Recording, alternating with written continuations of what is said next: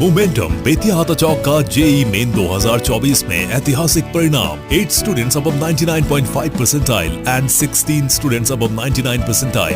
गोरखपुर में IIT JEE और NEET के लिए बस एक ही नाम, मोमेंटम कोचिंग बेतिया हाथा चौक। कॉल 6389138703। नमस्कार, एनबी न्यूज भारत देख रहे हैं आप और मैं हूं आपके साथ यशस्वी पाठक। गोरखपुर में सीडीओ साहब इन दिनों चर्चा में हैं, लगातार काम कर रहे हैं। योजनाएं जो सरकार के द्वारा आती हैं वो लोगों तक पहुंच रही हैं, अवेयरनेस प्रोग्राम हो रहा है। तो हमने सोचा क्यों ना सीडीओ साहब को कैमरे पे ले आएं और जाने कि जब अब चुनाव आने वाले हैं तो किस तरीके से, क्योंकि कई जगह नोडल अधिकारी के तौर पर भी ये काम करेंगे, किस तरीके से काम कर रहे हैं, क्या व्यवस्थाएं आने वाले चुनाव में नजर आएंगी और क्या सटीक व्यवस्थाएं सीडीओ साहब के द्वारा की गई हैं कि नहीं। स्वागत करिए गोरखपुर के सीडीओ संजय कुमार मीना का। जी थैंक यू, नमस्कार। कैसे व्यवस्थाओं को देख रहे हैं? इस वक्त चुनाव का माहौल है हर जगह। देखिए, क्योंकि आप सभी को जैसा पता है कि लोकसभा सामान्य निर्वाचन 2024 का अनाउंसमेंट हो चुका है ऑलरेडी। तो जो डिफरेंट डिपार्टमेंट्स हैं उनका कोऑर्डिनेशन करने के लिए डीएम सर के द्वारा डिफरेंट ऑफिसर्स को अलग अलग ड्यूटीज़ दी गई हैं। तो जो मेरा मेजर काम है वो बेसिकली जितने भी हमारे पोलिंग पर्सनल्स हैं, I am nodal officer personal basically. तो जो भी हमारे पोलिंग पर्सनल्स हैं उनकी ट्रेनिंग कराना, उनकी ड्यूटी लगाना एंड इंश्योर करना कि उन सभी को परफेक्टली नॉलेज हो कैसे ईवीएम को ऑपरेट करना है, उसको कैसे कनेक्ट करना है, कैसे इलेक्शन कराना है, क्या क्या चीज़ों को ध्यान में रखना है उस पर्टिकुलर डे पे। तो एक तो ये जिम्मेदारी मुझे दी गई है। दूसरा है जो हम लोगों का मतदाता प्रतिशत है उसको बढ़ाने के लिए नोडल ऑफिसर स्वीप हम लोग बोलते हैं। तो उसके तहत हम लोग डिफरेंट प्रोग्राम्स भी कर रहे हैं, जैसे रैली निकालना है, पेंटिंग कंपटीशन है, डिबेट कंपटीशन है। तो ये तमाम गतिविधियाँ इसके अंतर्गत चल रही हैं। इसके अलावा जो हमारे अश्योर्ड मिनिमम फैसिलिटीज़ होती हैं, जितने भी बूथ हमारे बने हैं उन सब पे मतदाता जब आए तो उसको वहाँ पे कोई असुविधा ना हो। तो वहाँ पे जो भी हमारी फैसिलिटीज़ है, रैंप है, लाइट की व्यवस्था है, फर्नीचर है, इन सब का भी जो कोऑर्डिनेशन करने का काम है वो मेरे अंडर है। मुझे वो पूरा इंश्योर करना है कि सारे बूथ्स पर जो मिनिमम फैसिलिटीज़ हैं वो सारी उस पर्टिकुलर डे पे इंश्योर। तो ये 3 जिम्मेदारियाँ हैं। दर्शकों, आपको बता दूं कि इसके पहले के लोकसभा चुनाव में, क्योंकि अभी सर ने परसेंटेज की बात कही है, तो आपको एक डेटा देती हूं कि पुरुषों का मतदान जो परसेंटेज था वो करीब 59% था और वहीं महिलाओं की अगर बात करें तो 62% रहा था। क्योंकि आपने परसेंटेज की अभी बात की है, किस तरीके के अवेयरनेस प्रोग्राम आप चला रहे हैं? क्योंकि 2-3 आपने बताई है पेंटिंग को लेकर के, महिलाओं के परसेंटेज अभी क्योंकि ज़्यादा है पुरुषों के मुकाबले, तो किस तरीके से देख रहे हैं इस चुनाव में क्या और बढ़ोतरी होने वाली और अवेयरनेस प्रोग्राम्स आप कैसे चलाएंगे? देखिए, जो आपने अभी बात कही कि जो मेल वोटिंग परसेंटेज था वो बेसिकली कम रहा 2019 के लोकसभा इलेक्शन में। तो जब हमने एनालिसिस किया तो ये पाया कि जो हमारे रिमोट के एरियाज़ हैं, जो बेसिकली खजनी, उरुआ, गोला, बड़लगंज, तो यहाँ पर जो वोटिंग परसेंटेज मेल का है वो काफ़ी कम है। तो उसका जो रीज़न है बेसिकली ये है कि वो लोग इस पर्टिकुलर टाइम पे, क्योंकि यहाँ फसल कट जाती है, तो ये लोग अपना एक डिफरेंट सोर्स ऑफ इनकम के लिए बाहर चले जाते हैं। वो यहाँ रहते नहीं हैं, हालांकि वोटर यहीं के हैं, बट उन पर्टिकुलर डेज़ पे यहाँ नहीं रहते हैं तो मतदान करने के लिए अवेलेबल नहीं हो। तो हम लोगों ने उनको टारगेट करने के लिए किया है कि उनसे हम लोगों ने सबसे एक डेटा लिया है जहाँ हमारे जो सबसे लोवेस्ट 100 बूथ्स हैं जहाँ पर मतदान प्रतिशत बहुत कम रहा है, तो उन सभी मतदाताओं को उनके फैमिली से के साथ जो हमारे BLOs हैं वो बात कर रहे हैं। इसके अलावा हम लोगों ने एक नया कॉन्सेप्ट शुरू किया है मतदाता राखी का, कि उन सभी जो मेल वोटर्स हमारे हैं, क्योंकि जैसा आपने भी बताया कि फ़ीमेल वोटर्स ऑलरेडी वहाँ पे वोट कर रहे हैं, तो मेल वोटर्स के लिए हमने एक मतदाता राखी भेजी है कि आप लोग जब घर आएँ तो कोशिश ये करिए कि जो पोल डे है उससे 1 या 2 दिन पहले आएँ और एटलीस्ट 3-4 दिन स्टे करें, ताकि आप उस पर्टिकुलर डे पे अपने डिस्ट्रिक्ट में रहें और बूथ पे जाके अपने मतदान का प्रयोग अवश्य करें। अब ये तो रही परसेंटेज की बात, लेकिन ये ग्रामीण इलाकों की भी कुछ आपने बात की है कि वो डिफरेंट सोर्स ऑफ इनकम के लिए, क्योंकि वहाँ खेती से वो रिलेटेड रहते थे, किसानी से, तो वहाँ पे उस समय किसानी का काम खत्म हो जाता है, इसलिए वो बाहर जैसे बड़े शहरों में वो काम कर रहे थे। लेकिन कुछ ऐसे शिक्षित लोग भी हैं जो ऑलरेडी बाहर काम कर रहे हैं, बड़ी कंपनियों में काम कर रहे हैं, लेकिन वो अपने शहर में नहीं आ पा रहे हैं, उनको क्या संदेश देना चाहेंगे?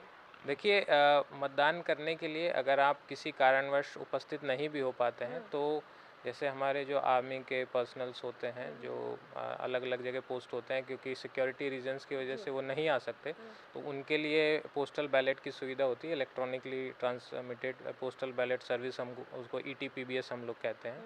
इसके अलावा नॉर्मल पोस्टल बैलेट की भी सुविधा होती है जो लोग उस पर्टिकुलर डे पे नहीं आ सकते हैं। और जितने भी हमारे ऐसे पर्सनल्स हैं जो ड्यूटी लगेगी, तो क्योंकि वो ड्यूटी करेंगे, तो हालांकि वो हैं यहीं के मतदाता, तो उनका भी मतदान हम लोग इंश्योर करें, इसके लिए EDC हम लोग एक इलेक्शन ड्यूटी सर्टिफिकेट इशू करते हैं। अगर EDC कोई व्यक्ति लेता है तो वो उसके माध्यम से अपने मतदान का प्रयोग कर सकता है। तो इन सभी माध्यमों से हम कोशिश कर रहे हैं कि जो नहीं भी आ सकते हैं वो लोग भी अपने मतदान का प्रयोग अवश्य करें, क्योंकि हर वोट की सेम वैल्यू है और हम चाहते हैं कि लोकतंत्र में सभी की सहभागिता हो। सहभागिता ज़रूरी है, और क्योंकि संजय सर मौजूद हैं, ये तो रही चुनाव की बात, लेकिन अब एक कहानी आपको बताती हूँ कि मुरादाबाद में सर की पहली पोस्टिंग रही थी, और वहाँ पर उस समय कोविड-19 के लिए क्वारंटीन करके इन्होंने कैंप्स लगाए। और क्योंकि वहाँ पर आपको बता दूँ कि बिलेरी एक जगह है, सब डिस्ट्रिक्ट, वहाँ पर माइग्रेंट्स काफ़ी आ रहे थे, फिर एक जमाती वाला भी किस्सा आया, वहाँ पर काफ़ी लोग इकट्ठा हो गए और सर वहाँ से वायरल हुए थे। उसके बाद गोरखपुर में आगमन हुआ। किस तरीके से देखते हैं, आपने IIT दिल्ली से पढ़ाई की है और फर्स्ट अटेम्प्ट में आपने सिविल सर्वेंट्स की जो परीक्षा है उसको क्वालिफाई किया। एक कहानी और भी पढ़ रही थी कि आपके पिताजी ने लोन और कर्ज लिया था क्या, जब देखिए, IIT दिल्ली जाने से पहले?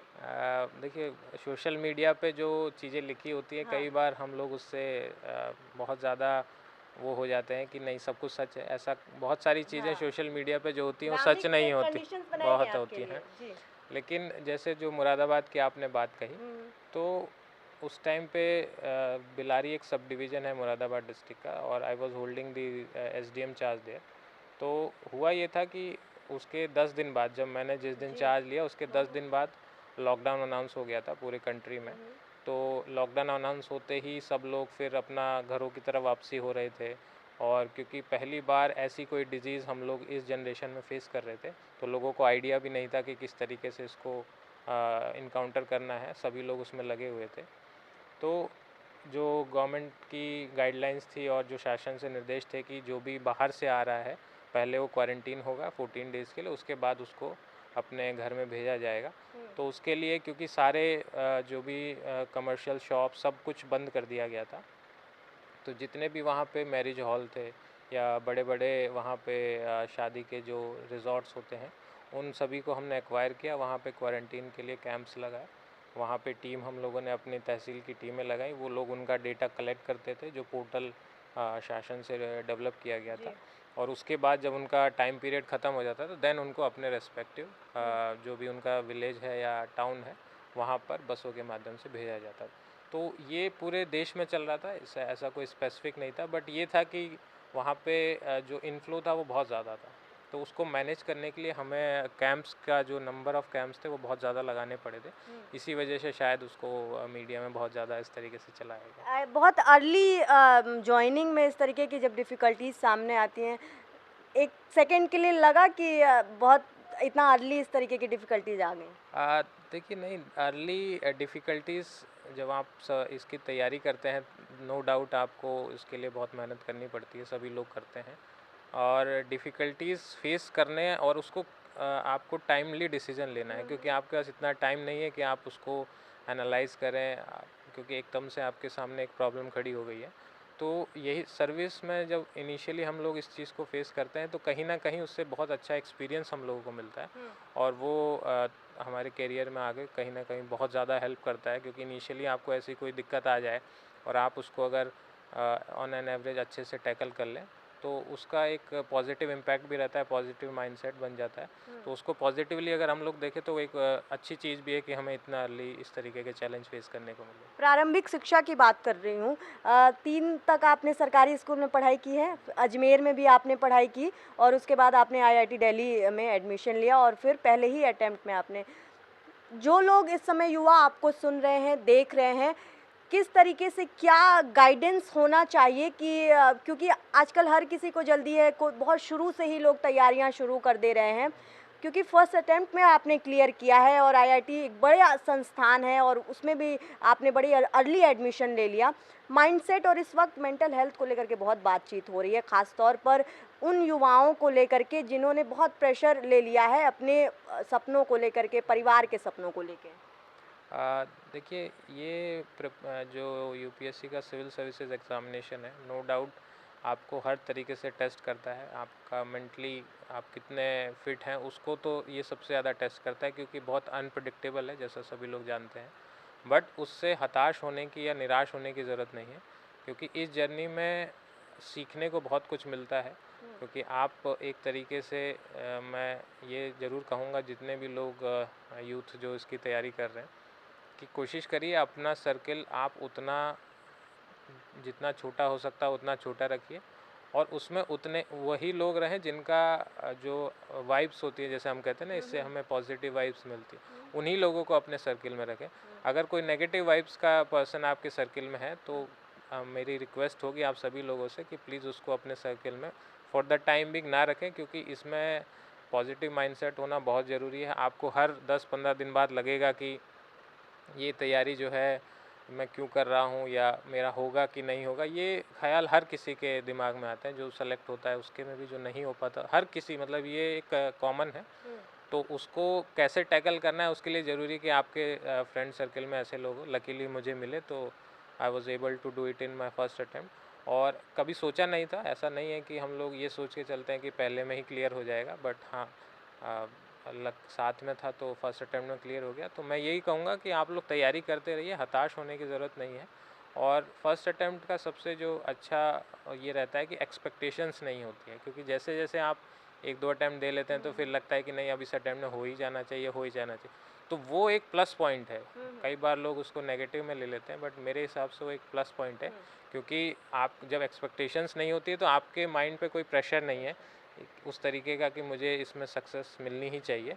तो जब प्रेशर नहीं होता है तो मेरे हिसाब से आप ज़्यादा बेटर परफॉर्म करें। 24 घंटा पढ़ते थे, ये भी कहा जाता है कि यूपीएससी क्लियर करने के लिए 24 घंटा पढ़ना पड़ता है, एक किताब 5 बार पढ़िए। देखिए, 24 घंटा ह्यूमनली पॉसिबल नहीं है। जो लोग आप ये कितने कहते घंटे हैं, पढ़ते ये एवरेज मैं study? On an average 6 to 8 hours I was studying for, मतलब जितना भी मेरा तैयारी 1.5 ईयर की जो प्रिपरेशन थी, तो on an average 6 to 8 hours मैंने स्टडी की है। क्योंकि आप उतना ही पढ़ सकते हैं जितना आपका माइंड इंफॉर्मेशन को रिटेन कर पाए। उसके बाद अगर आप 10 घंटे के बाद या 12 घंटे पढ़ भी रहे हैं और मान लीजिए आपकी कैपेसिटी उसमें 10 या 20% है, तो मेरे हिसाब से नहीं पढ़ना चाहिए। आप 100% एफिशिएंसी के साथ अगर 6 to 7 आवर्स भी पढ़ रहे हैं, that is more than enough, क्योंकि उसके बाद पढ़ेंगे तो दिमाग में कुछ जाएगा नहीं। और उस टाइम को अगर जो एक्टिविटी, अगर किसी को म्यूज़िक सुनना पसंद है, वॉक करना पसंद है, रनिंग करना पसंद है, वो करेगा तो हो सकता है 1-2 घंटा और पढ़ ले, क्योंकि माइंड फ्रेश हो जाता है। तो मेरा यही सजेशन होगा, जो हम लोग यूट्यूब पे वीडियोस देखते हैं या व्लॉग्स में लिखते हैं कि मैं 12-14 घंटे पढ़ता था, तो देखिए 1-2 दिन आप पढ़ लेंगे, बट उसको 1 साल तक कंटिन्यू करना बहुत मुश्किल है। तो कंटिन्यू करने के लिए ज़रूरी है कि आप इसमें आपको एक दिन नहीं पढ़ना है, तो इसमें एक्चुअली कंटिन्यूटी बहुत ज़्यादा इंपॉर्टेंट है। तो अगर आप 6 to 8 आवर्स भी कंटिन्यूसली पढ़ रहे हैं, that is more than. Gorakhpur के युवाओं को संदेश दीजिए जो इस वक्त पहली बार मतदान करेंगे। देखिए, मेरी सभी युवाओं से और सभी जनपद वासियों से ये अपील रहेगी कि जैसे हमारे यहाँ 2 फेजेज़ में है। जो हमारी खजनी विधानसभा है वो 6 फेज़ में है, और बाकी जितने भी 8 विधानसभा हैं वो 7th फेज़ में है। 6 फेज़ का जो वोटिंग है वो 25 मई को है और 7th फेज़ का 1 जून को है। तो सभी लोगों से अपील रहेगी, क्योंकि ये देश आपका है, हम सबका है, तो हम सबकी ये जिम्मेदारी है कि अपने देश की डेमोक्रेसी में हम अपना जो योगदान है, सबसे अच्छा तरीका होता है वोट डाल के योगदान करना। तो उस पर्टिकुलर डे पे आएँ और अपने मतदान का प्रयोग अवश्य करें। संजय कुमार मीना को सुन रहे थे आप, सीडीओ गोरखपुर, और इन्होंने कहा कि देश आपका है, हम सबका है, मतदान ज़रूर करें क्योंकि ये अधिकार है आपका और सरकार चुनने का अधिकार है आपका। और जैसा सर ने भी कहा कि अगर आप प्रिपरेशन करना चाहते हैं तो हताश होने की ज़रूरत नहीं है, एक्सपेक्टेशन थोड़ा कम रखें खुद से भी और परिवार को भी कहे कि एक्सपेक्टेशन थोड़ा कम रखें क्योंकि ये बड़ी परीक्षाएँ हैं और अगर आप मेहनत करते रहेंगे, मेंटल बैलेंस बनाते रहेंगे, पेशेंस रखेंगे तो सब कुछ आसान है, सब कुछ आपके हाथ में है, सब कुछ आपके परिवार के हाथ में है। बने रहिए। बाकी खबरों के लिए मैं थी आपके साथ यशस्वी पाठक।